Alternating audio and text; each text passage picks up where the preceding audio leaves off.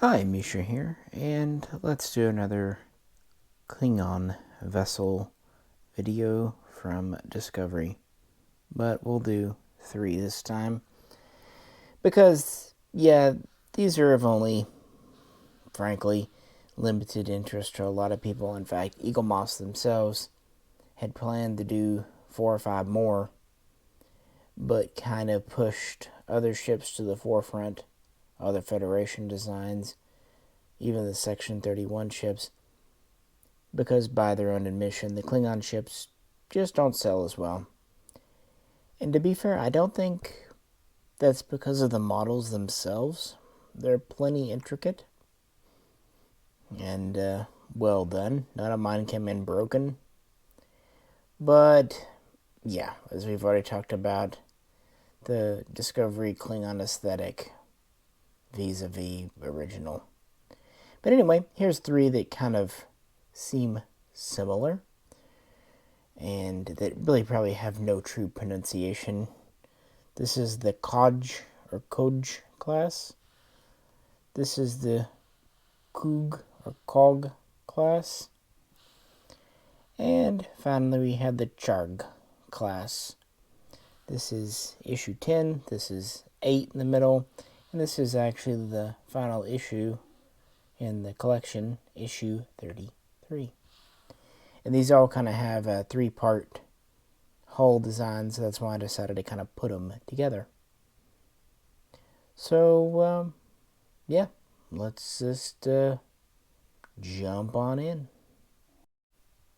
On the spinny thingy, we have the Qugh or Qugh class, Qugh.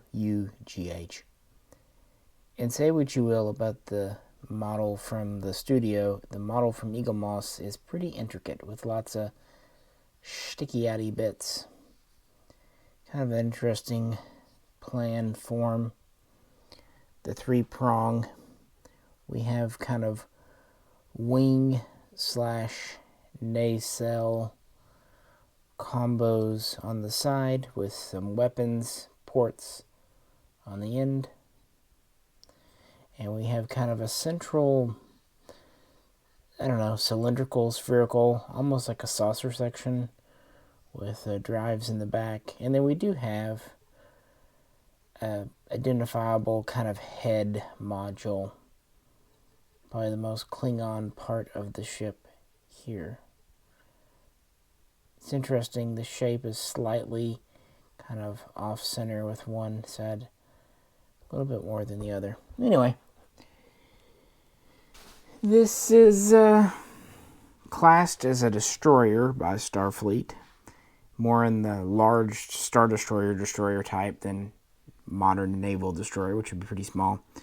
In the Disco universe, it's said to be over 1,350 meters long, which, using my scaling, still puts it at over 900, meaning lengthwise we're looking at something like the Scimitar. Still smaller than the D'Deridex bird of prey, and to be fair, this is a very flat ship with a lot of empty space. But it is considered to be a large-scale warship, destroyer, what have you. Of course, we don't have any crew, any of those things for the Klingon ships. It's said to have been developed by House Mokai and is a relatively new design in the mid-23rd century. And we see members of this class used in several battles, from the binary stars. Some of these ships participated in the ambush of the USS Gagarin, and at least a few were there when the fleet was being assembled to attack Earth in 2257, although that attack never happened. It is a very flat ship, except for kind of the central section. Is there anything Klingon about it, though? At least traditional Klingon. Here we are off the stand. Again, it does have kind of this central section here. If this were, say, a command or a flagship. I could see this as being the command section, although it could be part of the drive section. We're kind of seeing cylindrical Klingon drives in Discovery from the sarcophagus ship onward, so possibly. Again, we have a head section with some neck going on. This is actually quite identifiable Klingon, although really it's just kind of generic alien, to be fair. Lots of sticky yaddy bits, be they guns or sensors. And again, we have kind of weapons, pylons, or these actually, I don't know if they're meant to be weapons or whatnot. They have kind of hooks on the end. They're not meant to be perfectly straight. Don't know. Very flat wing / embedded nacelle systems here, which the wing aspect is Klingon, although this form factor, not so much. Looks more like a Klingon weapon than a Klingon ship. There's also a smaller cylindrical section behind here, which could be also part of the engineering. And then in the back, we have more sticky yaddy bits. It's actually a very heavy model, more than you would think. This is nearly all metal, believe it or not. The center section, a good part of the wing, even the nacelles metal, and head's metal too. Yeah, it's mostly metal, so it's pretty impressive for that alone as a model. If nothing else, the design we can talk about later, but the model I'm pretty impressed with, and it actually kind of, you have to kind of worm it into the stand a little bit by angling it and then putting it on. Once it's on, it actually fits quite well.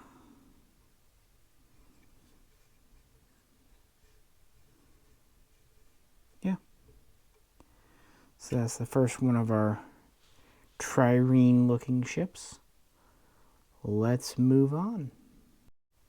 Next up, we have the Qugh class.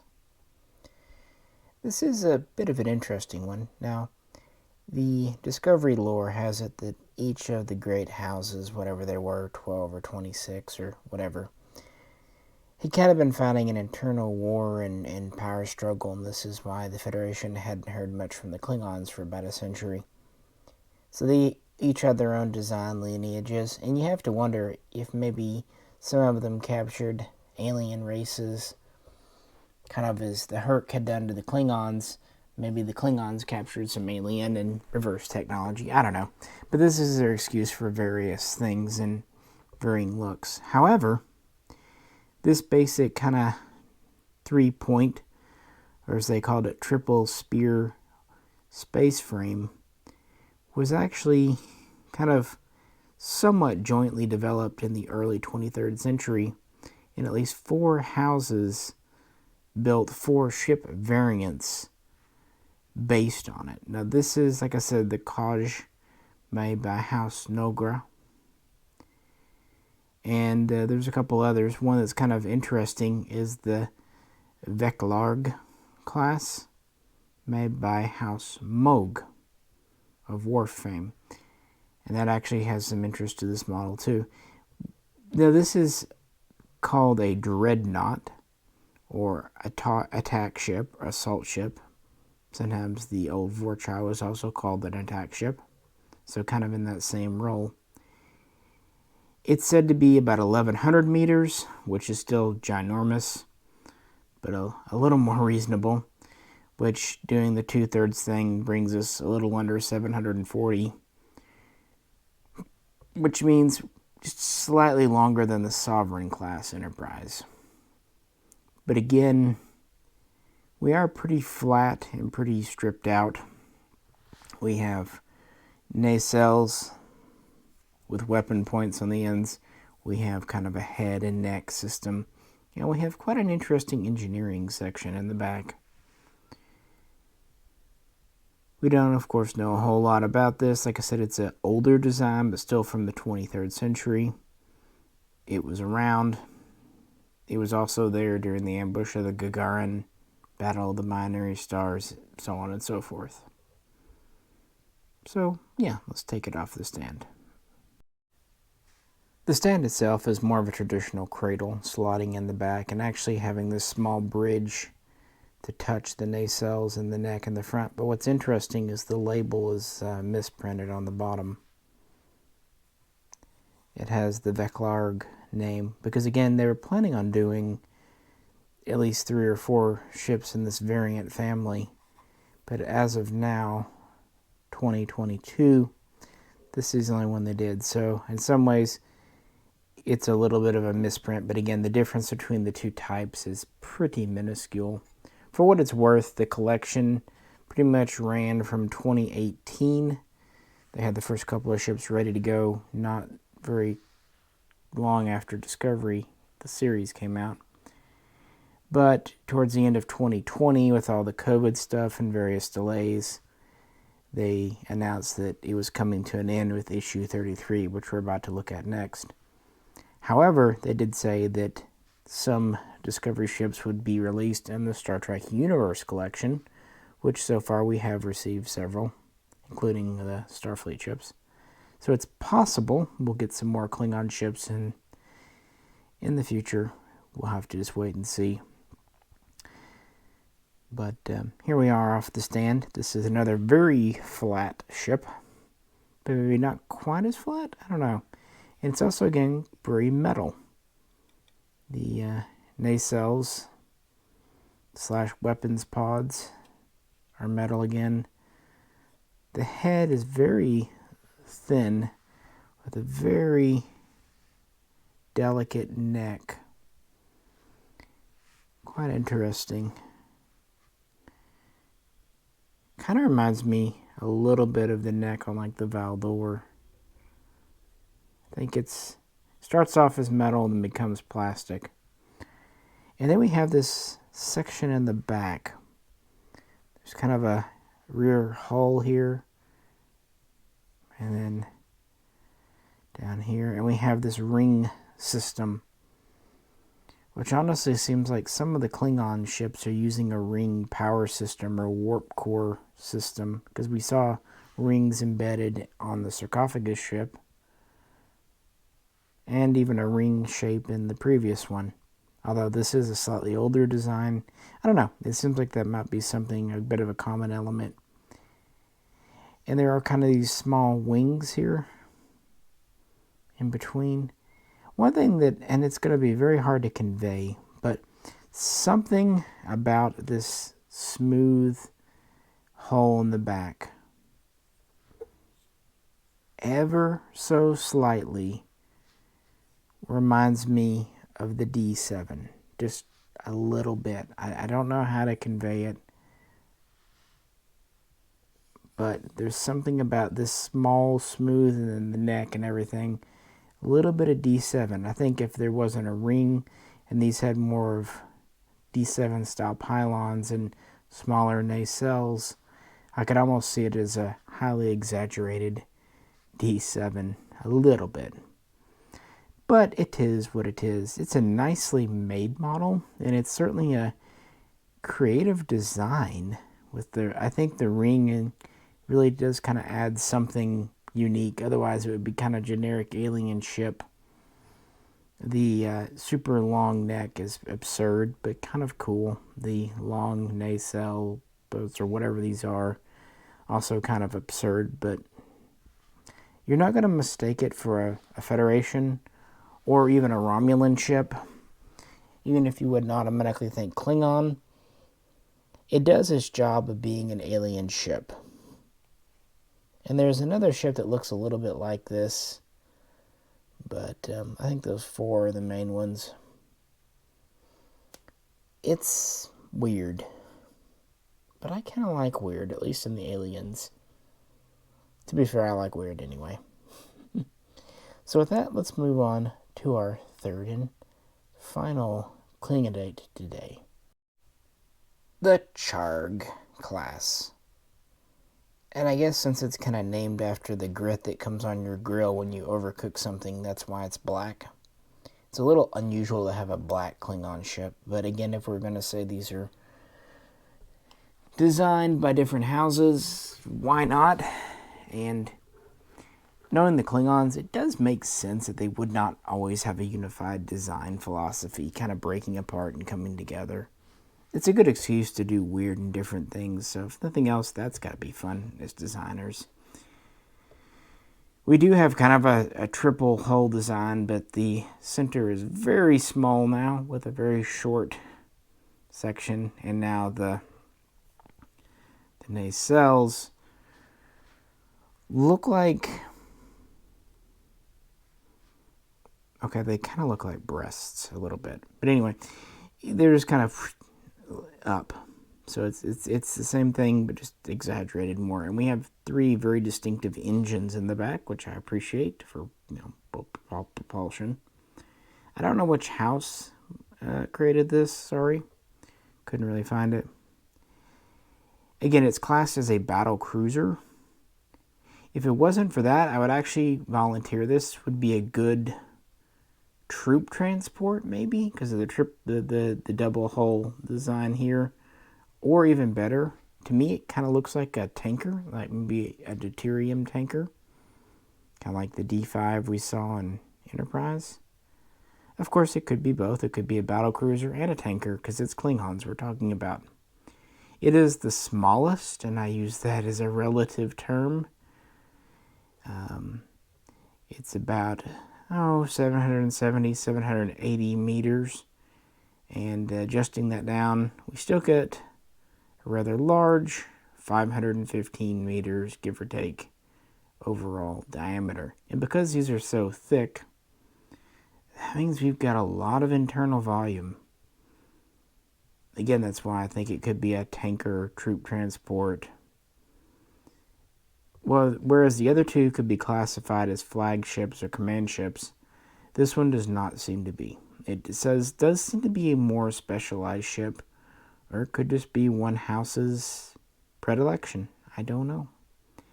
Now, this was issue 33, the last one in the collection, and it came out about mid-2021, so just under a year ago. So between the collection getting launched in 2018 and that time, it was available, give or take, for 3 to 3.5 years. So in that time, even though the Discovery ships had kind of a lot of production issues and delays, they still managed to turn out nearly 36 models, including the specials and bonuses like the ISS, and actually over 36 if you count the 4 oversized special editions. So, what do I think of this one? It's the newest one I picked up too. Like the Qugh class, it clips on in the back. And actually, even though it's quite large, you would think, but it actually fits quite securely. Primarily the metal is in the back, so that helps. This whole centerpiece is metal, and the rear third or half of these bulbous things is also metal. We have what appear to be some guns under the nose here. And then we have spiky things on the end of the... I hate to call these nacelles. They're too big to be nacelles. They are hulls. I'd almost say the warp systems in the center part. And that's okay, because we've seen Klingon ships long ago, starting with the Bird of Prey, that had internal hull-mounted nacelles. So Klingon ships don't need external nacelles. Speaking of, I will say there's a certain mild Bird of Prey aesthetic going on inside here. These look a bit like wings, and then with a nose here, and then with an engine in the rear. It almost looks like a Bird of Prey, but instead of just cannon on the other end, we've got these big bazongos. Frankly, if this center part had been the Bird of Prey and then just with guns on the wings for Discovery, I'd be really happy with that. I think it actually kind of looks in the middle here like a TOS or pre-TOS era bird of prey, but that's just me. I kind of wish they had said, hey, these big pods do this. Because it's clear they're for a certain purpose.